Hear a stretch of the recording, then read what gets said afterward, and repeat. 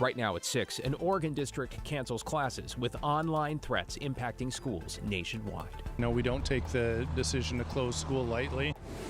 Plus, 3 candidates for Portland mayor square off in a debate. I have a proven plan to end unsheltered homelessness in my first year as mayor.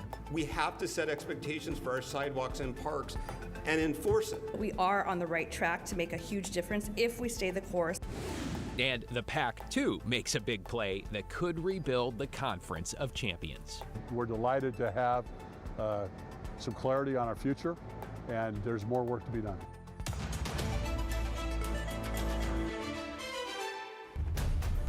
Good evening, everyone. We want to get right to breaking news in Sweet Home, where authorities say they have now arrested a juvenile, it's not clear how old, responsible for a social media threat they say made against the high school. Yeah, the district kept kids home today out of an abundance of caution. That juvenile police arrested is now facing charges that include disorderly conduct and unlawful possession of a firearm. Let's get right to our Celine Stevens live in Sweet Home. Celine, I imagine this arrest is a relief for some families out there.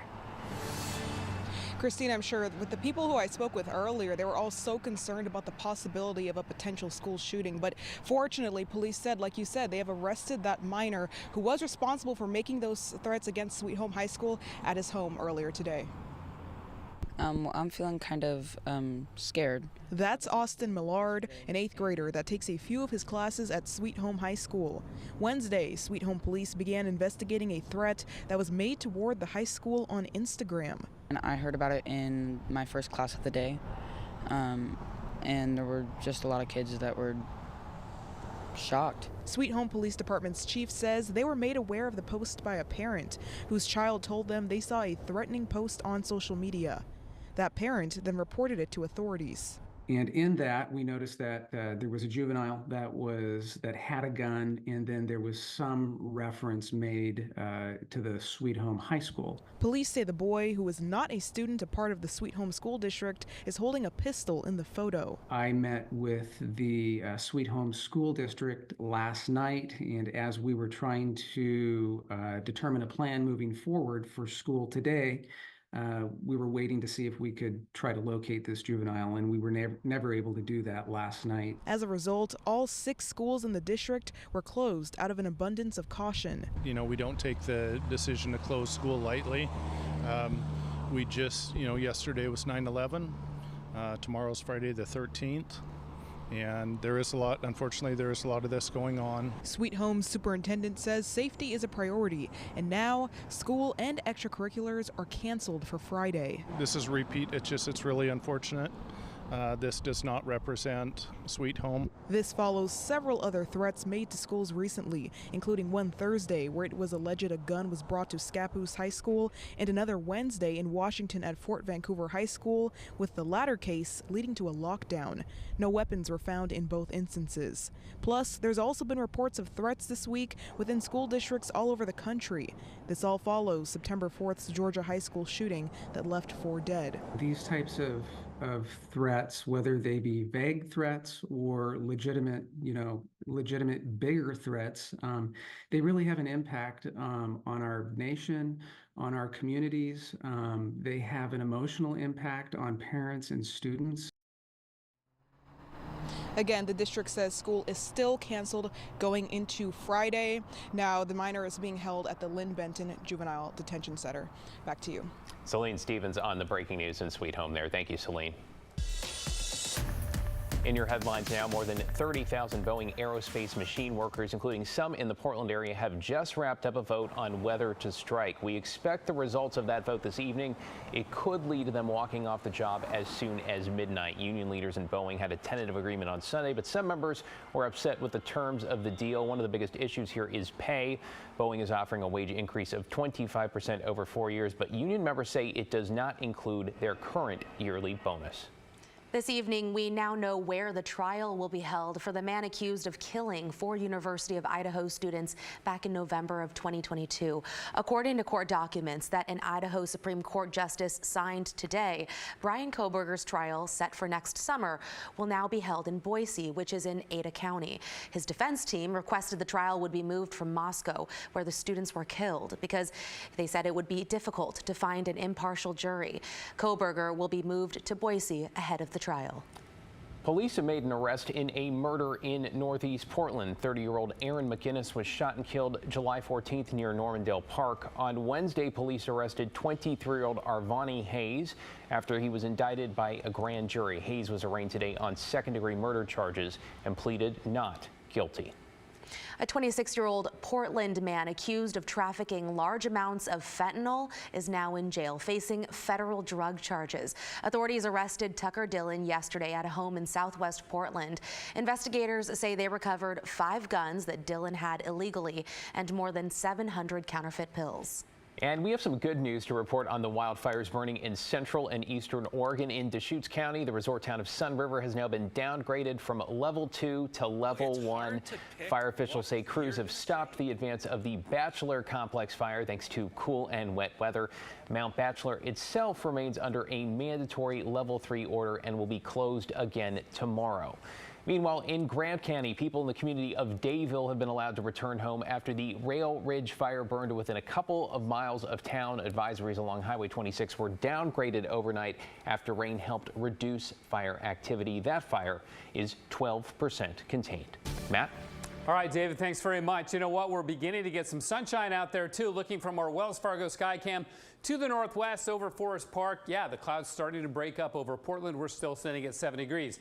If you really want to see some clear sky, let's get a little farther west out to the Oregon coast. Cannon Beach, sky is opening up quickly at 61. Going to be a great sunset out of the coast, and we get a break from the rainy weather for a while, although there's still a few showers on the east side of Portland, headed up towards Sandy and up on Mount Hood, where they've gotten over an inch of rain this week, which is great for the fire situation. But again, the rain just about over, just a few sprinkles left upstream, nothing doing. So we will dry it out for Friday.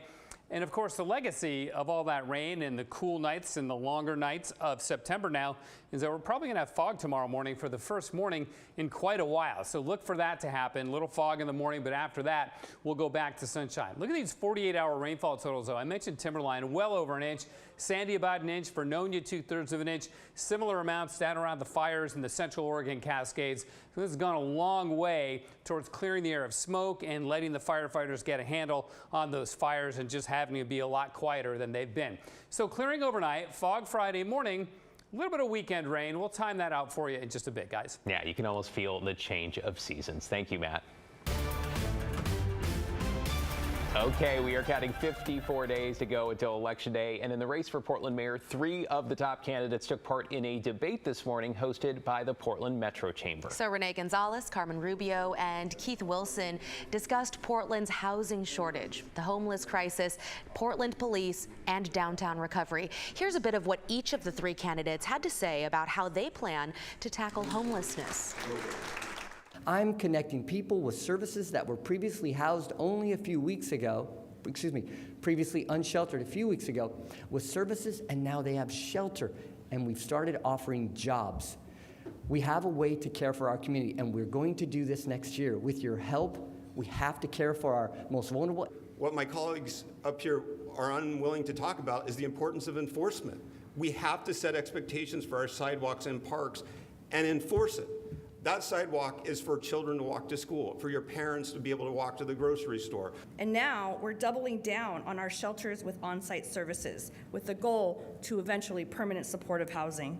And the initial data looks good, and I believe that we are on the right track to make a huge difference if we stay the course and if we scale it up. Coming up next month, you'll have the opportunity to hear more from candidates during a debate right here on KGW, hosted by our team in collaboration with the Oregonian.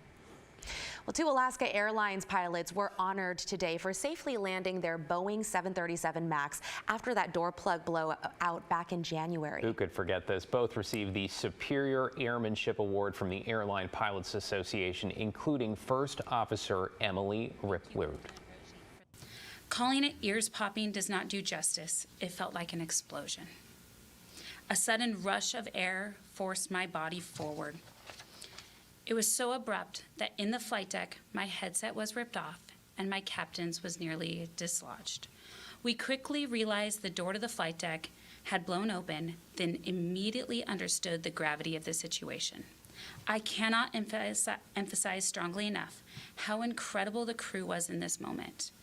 At the same time, while we were dealing with the emergency and crucial communication needs, those cabin crew members quickly attended to our passengers, keeping everyone calm and safe.